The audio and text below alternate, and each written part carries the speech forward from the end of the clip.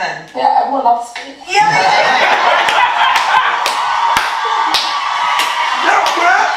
Yes! Wait. Oh, love? What? Oh, they I don't care. You don't care? Okay, that's all. No, it's fine. Like, well, First thing we say, we wish you nothing but happiness and good health. Wow. Enjoy a 15-minute. Oh, thank you. Wow. Wow. Like, sorry, Zach, go on. Me responding is what I'm not gonna do. So I don't talk behind people's backs. I say it on podcasts.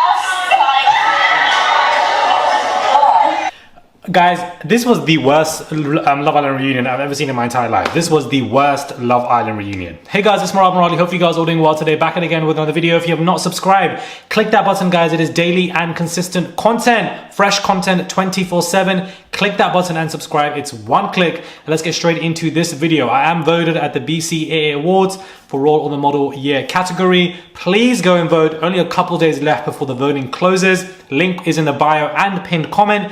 Click the link, scroll to that category, by my name and vote. I would appreciate it, and comment if you guys have. So I honestly thought that this was the most hyped up Love Island reunion in history ever, extended. I was looking forward to it. They were running their mouths on Insta Lives, podcasts, whatever you want to call it. They were running their mouths. I felt like there was going to be a lot of juice, because why are you extending a show? I thought they were extending it to fit in all the juice when clearly the cartons were empty. That was so good. That was so good. Wow, and I didn't even plan that. Wait, hold on. I got to take that in for a minute. carry on. Okay, sorry. Woo! Wow. Anyways, I do felt like this whole episode was absolute carnage. Why are we opening up by going to Molly Marsh's and Zach's hometown or wherever they live? This introduction to families and the meetings and getting on with each other, I'm not interested in it. Keep that for BTS content on the Love Island YouTube channel and the Instagram pages. For the social media pages, that is where that content should be. We don't want to see any of that in any capacity. When, you know, Zach and Molly and Katie were initially having their conversation at the first part, Zach wanted to say something. He really wanted to get something off his chest, but of course we had to cut it off and move because, you know, Maya is limited to time. It's not Maya's fault. They are limited to time. It's not production. It's not, okay, you can blame production, but it's not like the people's faults in terms of the hosting.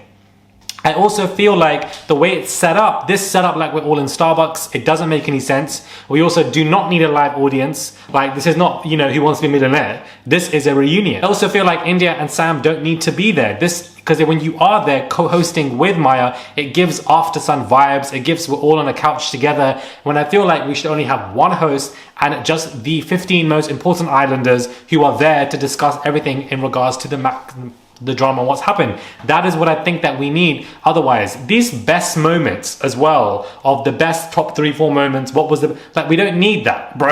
The grafties, we don't need that. We don't need the host's best moments. None of that makes any sense to me, and that fills the show. I get it, they want to make it family friendly. I also feel like just those 5-6 moments, the setup, the voting, the 3 hosts, like, it just does not make any sense to me, and I feel like it does not allow structure for these islanders to speak.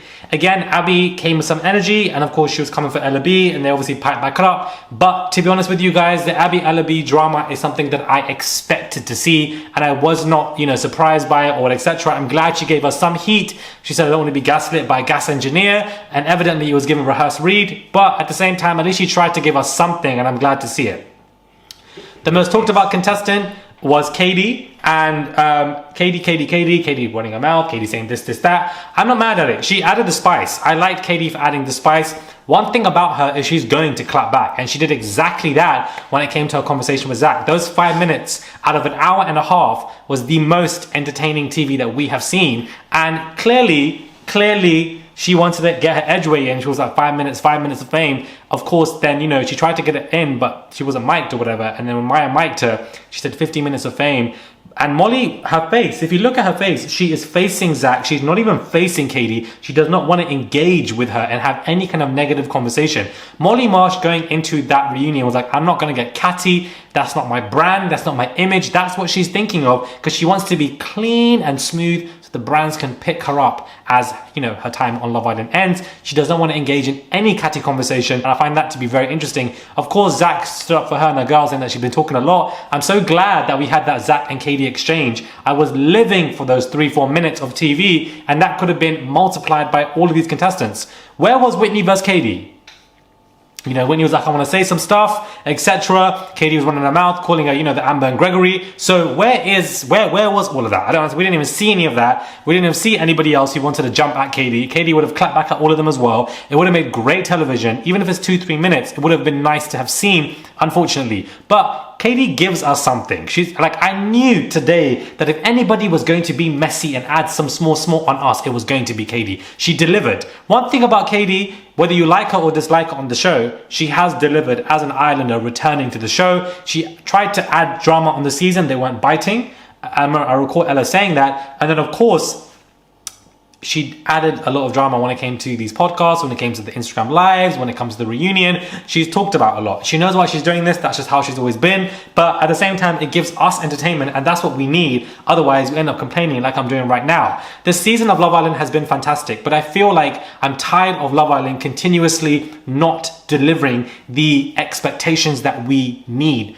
They are never really met. Of course, Whitney and Lochan winning is unfortunate, but, you know, the game's the game. Some people win or lose, whatever. We can, I'm annoyed, but, you know, I hear it. But then, of course, with a great season of Love Island, why does the reunion have to be so bad? So much loss of potential. It doesn't make any sense. I did like seeing Whitney and Lochan and Ella and Ty. There's some kind of appeal that these two couples have that I want to see them being questioned. So I did like it for 5 minutes. But again, showing their families and stuff and them going go-karting, we don't need to see any of that. That's not for a reunion. I think the producers, by this point, know what a reunion is. They've had 4 different reunions that all were completely failed. No one liked it. And of course, you know, people have been complaining. So they know, they completely understand, and they know the critiques. They know what they're getting left, right, center from us, but they just don't care because they have to create it family friendly. That is the main consensus for what the production is doing. They're keeping it as family friendly as possible so that they can have a lot more advertisement investors to bring in their ads between the gaps, so that the revenue, the money is a lot more than what it might have not been if it was given, you know, throwing up chairs and sofas like Love and Hip Hop, something like that. And that is the issue here. It's the greed that will destroy the longevity. The greed for more money by creating 2 seasons, more sponsors, prolonging it in our heads, it destroys longevity, because Love Island can have 10 more years of fantastic. Love Island is one of those shows that can actually last forever. In my opinion, it can last and last, as long as you give us breathing space. What they need to do is stop airing the show for 2 years. Give us a 2-year break of anything related to Love Island UK. We do not want to see it. Give us a break of this show. Let us focus on Big Brother for a while, then return with Love Island Summer, remove the social media ban as well, and you will see with a good cast and a really good reunion, it will uplift itself again, because social media clearly wants to do the uplifting, but evidently Love Island are pulling it down by this constant motion, which is why they've axed Love Island again in terms of winter. The reason why they brought Love Island Winter first time round, season 5 was great. Ratings were amazing. Ratings in history were amazing. They thought, let's try and milk it. Season 6 had lower, cool, they dropped it. COVID came. 7 came, cool. 8 came, repeat. There was a repeat of Love Island with 8. But there were more viewers for season 8 than 6 and 7. So the producer was like, rah, what's going on here? This is the repeat with Ek and Davide and the Indian, etc. So let's actually try and bring back Winter again for season 9. Clapped. Didn't work, awful, very bad ratings, and therefore that damaged season 10 significantly. Alongside social media ban, they decided to axe it again. But at this point, guys, I think it's way too late. I think Love Island Winter has done way too much destruction to this whole format. It's cheapened the brand and left a permanent stain, and I don't think it can recover. I know a lot of people who are now saying after watching this season, we're not tuning in next year anymore, we're tired, we're exhausted. We've watched so much of this for not only a disappointment outcome, but it's just been a lot of TV. I am tired from it. And if already it's gone from 3.4 million to 1.3 for the finale, what's it going to go to for next time? I don't understand. Like, none of these girls have even touched a million, or these boys, when it comes to their socials. It's very hard for them to do that now because of the social media ban and the repetitiveness of Love Island. Anyways, let's continue on with this reunion format. Becky Hill singing at the end. Again, we don't need it, but I'm sure her team are paying a cute coin, so you know, obviously comes for the revenue. I think Maya Jama is a great host. I think she dresses well. I think she asks the right questions. I'm absolutely here for her. I think the After Sun, you know, cute India, Sam, Maya work very well together, extremely well together as well. However, I think for a reunion, it just needs to be Maya, in my opinion. And I also feel like, you know, the whole Catherine, Scott, Elon stuff, all of that's already been played out anyways, but it was just nice to have seen different questions being asked. The right questions being asked, in my opinion. The way that Elon was being disrespectful, stuff like this should be really questioned, in my opinion. And the fact that, you know, do you feel like Elon played? Because of course, Catherine was like, people were in her ear. Oh, you know, people were saying X, Y, Z. So really confirms again, people were definitely in her ear. Guys, I'm very unimpressed by this Love Island reunion. It was extremely boring. It was a waste of time. They could have given us to us in 30 minutes at the max, or left it as an Instagram live. It was not giving anything. They don't want to put it in the proper reunion format. Boring. And we only had like 5 to 6 minutes of good TV out of an hour and a half, which is an absolute shame. It's a waste of time. Every single Love Island season promises to deliver a good reunion, and they always lie to our faces. Yet again, season 5 reunion is the only one to give us some great content. Everything else has just been absolutely boring in terms of the Love Island reunions. I thought this season would have been the best because they've had one of the best casts. However, they did not deliver, in my opinion, because of the way production has timing issues and they want to rush things. And I get why they have to do what they have to do, but they can do so much better. They can even give it to us in 3 flipping parts if they really want to care about money, but they're doing it all wrong. People kept saying, oh, Murad, we'd love to see you do this on Love Island. Put me on production. Don't even put me on the damn screen. Put me behind the scenes. That's where I want to be. Behind, directing, ideas, giving them stuff and telling them what to do, suggesting. That's where I want to be, where the nooks and cracks of Love Island, how they get the system going. That's where I want to be. That is where I will thrive, behind the scenes, because I see visions for how things should go. And I think this has been absolutely deplorable as a reunion. The season's been great. Finale I wasn't a fan of. The reunion, absolutely deplorable. Great season. Not good finale in my opinion. Deplorable reunion. And I just don't understand that none of it was great, apart from 5 minutes. Don't want to see Sammy and Jess being asked questions, them going to their family house.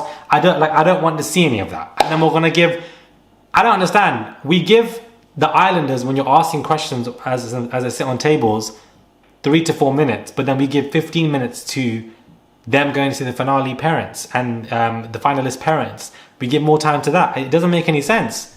Why are we voting what is the most iconic moment? We don't need to do that. I liked how they were showing, though, old moments, and we saw the live reaction of those Islanders. That was something that kept me appealed and helps to bring back emotion and frustration. So I get it. I like that part as well. I liked the whole Whitney and Mehdi stuff. I feel like she's good with her. She's good with him, and she's obviously like, I don't care about it anymore. It's over and done with. But I'm glad that she's with Locken, and I think that she still has those feelings for Mehdi there, as you would. When he left, she obviously got very emotional and cried and etc. But when he left, he deeped that she was popular. He deeped that she was liked. So he was there saying, I'm going to link with the family. I'm going to wait for her outside. No, babes, you can really just wait somewhere else for somebody else. Because, like, the way he treated her was so bad. Like, it was actually so bad the way he treated her. Continuously gaslighting her, walking away, doubting her, saying that she's not composed. She's much better with Locken. You can see the relief in that she has someone like Locken as well. When Zach and Molly were talking, Zach was like, well, we'll see. We don't know what the world holds for us, what the future holds for us. And you can see Molly's face. And, I feel like that comment was very odd. It was very interesting that he said that. So you don't know what it holds. Clips of, Molly's sister saying to Zach, you want to do TikToks with us? And then they're doing TikToks. I don't want to see this for a reunion, bro. We're not in year 9. Keep that for a different platform. That's not what this reunion is about. Whitney was dressed amazing. Ella was dressed amazing. Catherine was dressed amazing. Abby was dressed amazing. Everyone was dressed really well in the reunion. I think hats off to everybody. They all got it right, in my opinion. They all looked really, really good. I'm trying to think of anything else that happened at this reunion, guys, but I really just don't see anything else happening in this reunion. Like, I don't see Yeah, there's nothing. I just like the fact that Katie held her own because I'm sure she thought that everybody was coming for her, and rightly so because she was running her mouth. But she is somebody who will run her mouth and then will keep that same chest up when it comes to confrontation. She's not going to back down, and that's how she was on her season of Love Island, and that's how she was today. And I'm here for it. I'm really here for it. Ty and Ella look so good together. I really deeped it today once they came out at the reunion. They looked so freaking good together, man. You can tell they look so aesthetically pleasing. That will help boost their engagement. It's definitely online if they, of course, stay together in the long run, which, of course, I hope they do. Sound off in the comments below. Do you agree or disagree? Did I miss anything out? Are there any critiques, or did you like this reunion? Did you love this reunion? Like, do let me know what your thoughts are when it comes to this Love Island reunion episode. Did you guys enjoy it or not enjoy it? I thought it was absolutely diabolical, but my Love Island Zoom was lit, guys. Lit. Over 70 of you were there. It was an absolute moment. We discussed everything during the ad break. We had a discussion with all of you at the end. Of course, we had a pre-discussion with some music. Like, it was cute. It was a link up, and we had, you know, it was just a moment. I love doing those. It's very intimate, and I feel like I definitely will do them in the future for other reunion episodes. Let me know your thoughts are when it comes to this, guys. Subscribe to the channel. Click that button. It is daily and consistent content. Subscribe. Click that button and subscribe. I will be coming to you with Love Island USA.